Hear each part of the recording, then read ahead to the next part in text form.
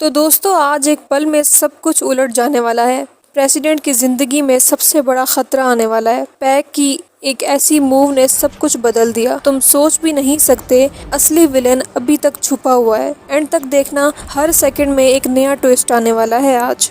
Pack जो कि army में रहकर आ चुका था, अब मोंजू की सिक्योरिटी टीम का हिस्सा हो चुका है। उसकी आंखें सब कुछ देख रही हैं, सब कुछ समझ रही हैं। वो सब कुछ जान जाता था क्योंकि वो ऑलरेडी आर्मी में रहकर आ चुका था। और आज प्रेसिडेंट मोंजू अपनी टीम के साथ कार में जा रही होती है। पैक उसके बिल्कुल पास ही होता है। मोंजू विंडो खोलकर बच्चों से बात करना चाह रही होती है, लेकिन पैक तुरंत विंडो बंद कर देता है क्योंकि उसको लग रहा था कि कुछ भी गलत हो सकता है। उसे कुछ अजीब फील हो रहा था। उसे लग रहा था कि आज कुछ बुरा होने वाला है। उसके बाद अचानक रास्ते पे कुछ लोगों ने रोड ब्लॉक कर दिया। पैक की आंखें अलर्ट हो गई। पीछे से एक ट्रक फुल स्पीड में आ रहा उसे दिख रहा था और वो इशारे पे कुछ लोगों को भी देख रहा था। पैक चीखता है और कहता है, ड्राइवर गाड़ी तेज चलाओ। ड्राइवर और मोंजू दोनों घबरा जाते हैं और बाकी सब कहते हैं तुम पागल हो गए हो। लेकिन असल में पैक को कुछ और ही फील हो रहा था। लेकिन धमाल असल ये होता है, ट्रक ने कार को टक्कर मार दी। प्रेसिडेंट की कार घूमने लगती है और सब शॉक्ड हो जाते हैं। सब चीखने चिल्लाने लगते हैं और सबको चोटें भी आने लग जाती हैं। और उसके बाद एक और धमाका होता है, लेकिन पैक की टाइमिंग ने मोंजू की जान बचा ली होती है। उस धमाके में उनकी गाड़ी आगे निकल जाती है और पैक वहां से निकलता है और मोंजू का हाथ पकड़ता है और उसे कहता है यहाँ से निकलना होगा। दोनों कार से निकल के भाग रहे होते हैं। धमाकों के बीच में टेंशन मैक्स लेवल की हो जाती है।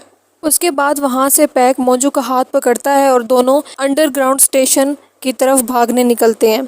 मोंजू थोड़ी देर के लिए वहां पे डर जाती है और पैक उसको प्रोटेक्ट करता है और थोड़ी थोड़ी रोमांटिक वाइब भी आने लगती हैं। हवाएं चलने लगती हैं जैसे कोई बॉलीवुड मूवीज चल रही हो। उसके बाद मोंजू पूछती है, तुम्हें कैसे पता था पैक? पैक कहता है, बस खतरा महसूस हो गया था। पैक उसके चेहरे से खून साफ करता है और कहता है, ये तो सिर्फ शुरुआत है, अब ट्विस्ट। उसके बाद दोनों वहां से सेफली भाग जाते हैं और वो वहां से भागकर अपने ऑफिस में वापस आ जाते हैं।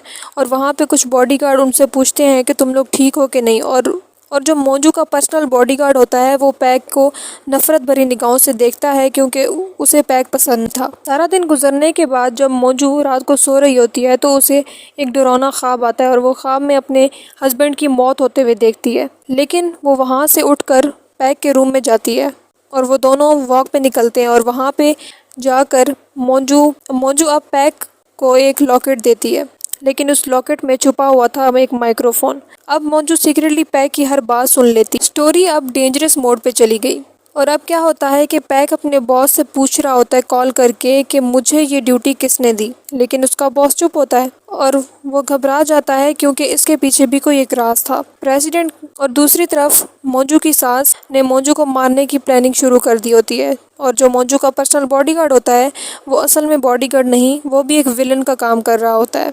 प्रेसिडेंट को अपने हस्बैंड की मौत के कुछ क्लूज मिलते हैं और वो अकेले ही वहाँ से निकलना चाह रही होती है क्योंकि वो अब पैक को उसमें शामिल नहीं करना चाहती।